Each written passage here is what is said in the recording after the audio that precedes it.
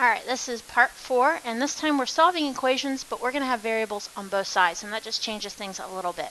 So I can put distributive in here, I can put combined like terms. You want to do those two things first if you have them. But this one's pretty basic. I have a variable, a number, a variable, a number.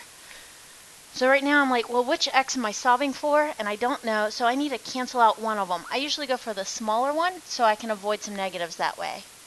Now notice I canceled it. That was a positive 2x. I canceled it with a negative 2x. A lot of people I see try to divide that off, but if you divide it, you still have a 1x there, and that's not working because we want to get rid of the entire term, not just the 2. On this other side, don't forget this negative, so bring down that negative 4. After you do that one step, this is a good old two-step equation, nice and easy. We need to get this 5x by itself, so I subtract my 21 to the other side. I get negative 25 over there, and that is equal to 5x. Now I can divide by that 5, and x is equal to negative 5. You can still check these. It's a little bit different than our original check, though. So now when I want to check this, I plug it in here, and I've got to solve two PEMDAS problems on either side and see if it's equal at the end. So let's try that out. So 7 times x, which is our negative 5, plus 21, and is that actually equal to what it says it is?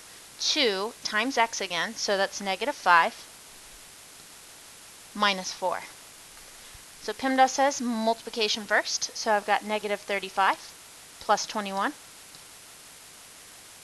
When I go ahead and add those together, I get negative 14. Now on this other side, again, we're treating these like they're two separate problems. Don't cross over here.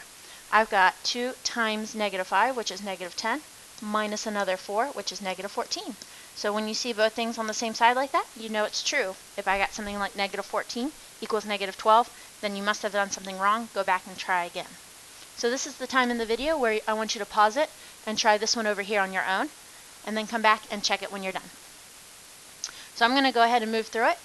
I see some parentheses there, and just like I said before, if you have distributive or combined like terms, do that first. I need to distribute out not just a 2, but a negative 2.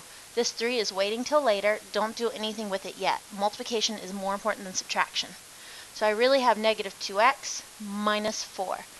So again, negative 2 to x is negative 2x. Negative 2 to 2 is negative 4. And that is equal to negative 3x. After I distribute, I need to combine like terms. And then this time I do have them. I've got this 3 right here and this negative 4.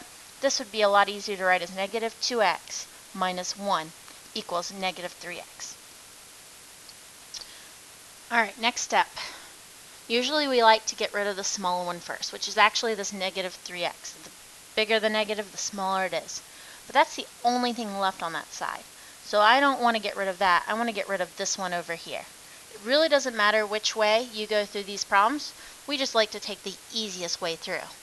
So I've got a negative 1 is equal to negative 3x plus 2x is negative 1x. One last step, just divide by that negative 1. We've got a lot of negative 1s. I was trying to cancel this one, but when doing so, I had negative 1 over negative 1, which is a positive 1. That's a negative divided by a negative makes a positive, and 1 divided by 1 is 1.